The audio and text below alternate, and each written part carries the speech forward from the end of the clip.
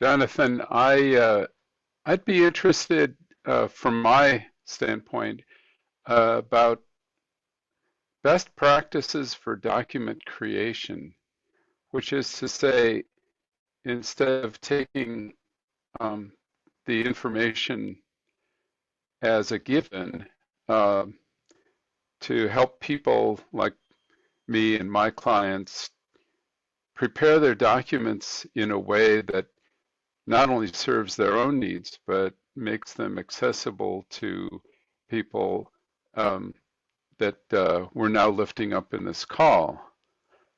And I heard something mentioned on the call having to do with some sort of organization that is concerned with this.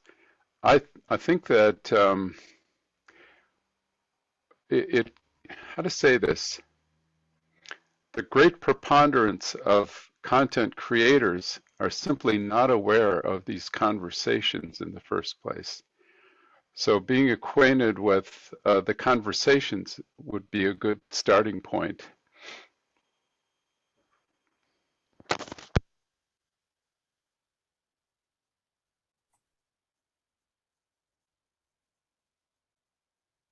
Jonathan, did you mention a site that you could go to where you got connected with other people interested in a specific thing, or was it that you were suggesting that that needed to be created?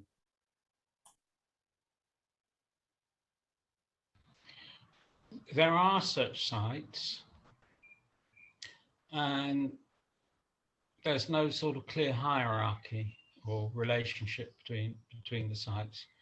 And I mean, self-organizing can be very good.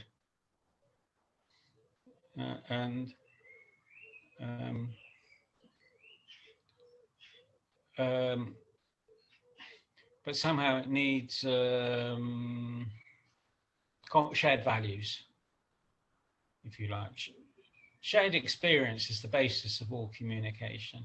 I think shared experience makes it possible, and distinct experience makes it interesting. You know, we can talk to each other because we share experience, but it's interesting. It's more interesting when we're different.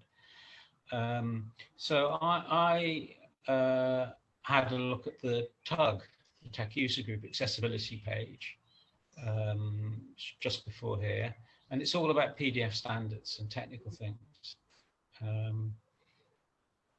It's not about end user accessibility.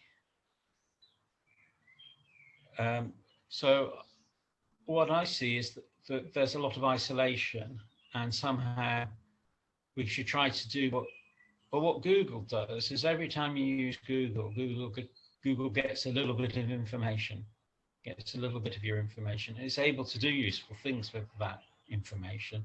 And those useful things are useful to Google too, because they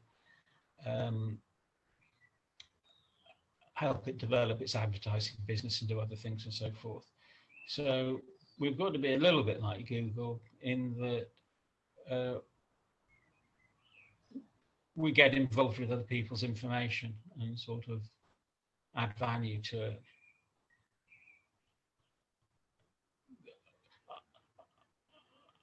My sort of prejudice, and it's only a prejudice, is that if we weren't so isolated, we could do more. You know, there's a saying, everything's much easier if nobody cares about who gets the credit. I'm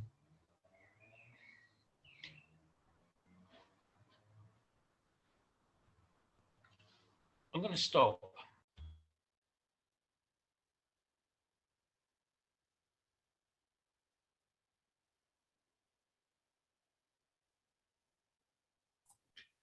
One of the things that's going on in the higher ed arena is kind of the move towards EPUB as an accessible document format, and with the hope that it will replace the PDF format. And one of the advantages of EPUB over PDF is that most EPUBs are going to be reflowable and scalable.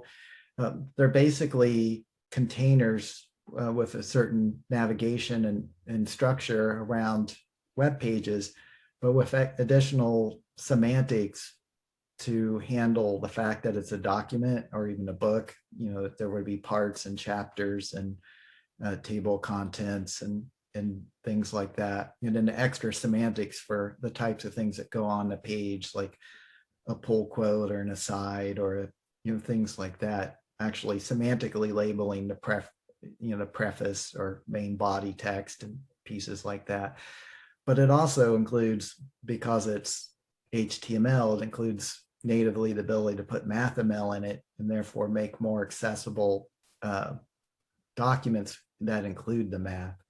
And there are a wide variety of EPUB readers that have built-in support for reading the math out loud or presenting the math as Braille.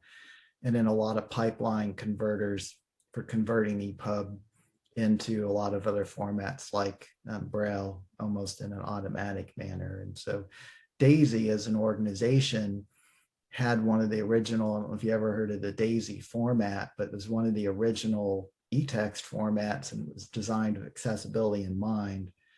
And then, so there's a lot of communication between publishers, especially higher ed publishers, reading system tools.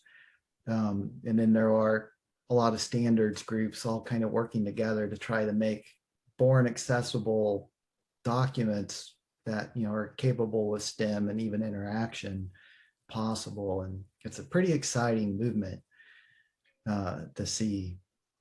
But you know, so I just put the link out there to their knowledge base for how to create accessible